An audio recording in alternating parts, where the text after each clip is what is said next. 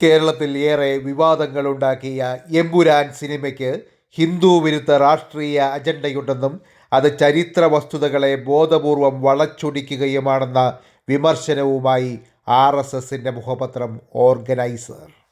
ഇന്ത്യയുടെ സാമൂഹ്യ ഐക്യത്തിന് ഭീഷണി ഉയർത്തുന്ന രീതിയിൽ തികഞ്ഞ പക്ഷപാതത്തോടെയാണ് സിനിമയിലെ ഉള്ളടക്കം കൈകാര്യം ചെയ്തിട്ടുള്ളതെന്ന് ഓർഗനൈസറിൻ്റെ വെബ്സൈറ്റിൽ പ്രസിദ്ധീകരിച്ച ലേഖനം ആരോപിക്കുന്നു.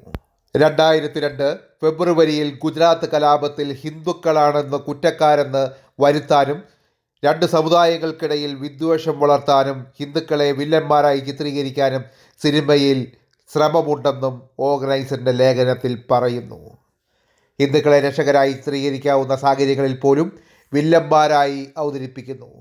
സംവിധായകൻ പൃഥ്വിരാജിൻ്റെ രാഷ്ട്രീയ ചായ്വുകൾ വളരെ വ്യക്തമാണെന്നും എമ്പുരാനിൽ ആ ചായ്വുകൾ വളരെ സൂക്ഷ്മതയോടെ അദ്ദേഹം അവതരിപ്പിച്ചിട്ടുണ്ടെന്നും ലേഖനം കുറ്റപ്പെടുത്തുന്നു.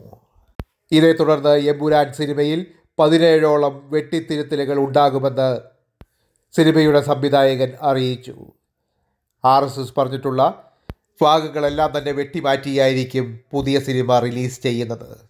ഇപ്പോൾ വെട്ടിമാറ്റുന്നതിന് മുമ്പുള്ള 17 വെട്ടിമാറ്റലുകൾക്ക് മുമ്പായി സിനിമ കാണുവാൻ സിനിമയുടെ ആരാധകർ ഇടിച്ചു കയറുകയാണ് കേരളത്തിലെ തിയേറ്ററുകളിൽ. എമ്പുരാൻ സിനിമയുമായി ബന്ധപ്പെട്ടുണ്ടായ വിവാദങ്ങളിൽ സൂപ്പർ സ്റ്റാർ മോഹൻലാൽ ഖേദം പ്രകടിപ്പിച്ചിരുന്നു. അഭിപ്രായ പ്രകടനങ്ങൾ നടത്തുന്നത് അത് സമൂഹ മാധ്യമങ്ങളിലായാലും സിനിമയിലായാലും അത് സംഘപരിവാറിന് എതിരാണെങ്കിൽ അവരെ കേന്ദ്ര ഏജൻസികൾ ഉപയോഗിച്ച് അടിച്ചമർത്തുന്ന പ്രവണത തുടരുകയാണെന്നും കോൺഗ്രസ് ആരോപിച്ചു.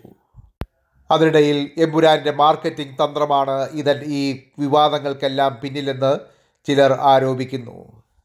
സിനിമയ്ക്ക് കൂടുതൽ റീച്ച് കിട്ടുവാൻ വേണ്ടിയാണ് ഇതുപോലുള്ള വിവാദങ്ങൾ സിനിമയിൽ ഉണ്ടാക്കിയതെന്നാണ് വിദഗ്ധർ അഭിപ്രായപ്പെടുന്നത്. എന്താണ് നിങ്ങളുടെ അഭിപ്രായം? ഇത് ബോധപൂർവം ഇതിൻ്റെ നിർമ്മാതാക്കൾ ഉണ്ടാക്കിയതാണോ അതോ എല്ലാം യാദൃച്ഛികമോ? കമൻറ്റ് ചെയ്യണേ. നിങ്ങൾക്ക് തനിനാടൻ ന്യൂസ് ചാനൽ ഇഷ്ടമായെങ്കിൽ ലൈക്ക് ചെയ്യാനും കമൻറ്റ് ചെയ്യാനും ഷെയർ ചെയ്യാനും സബ്സ്ക്രൈബ് ചെയ്യാനും മറക്കരുതേ. നന്ദി, താങ്ക് യു, നമസ്കാരം.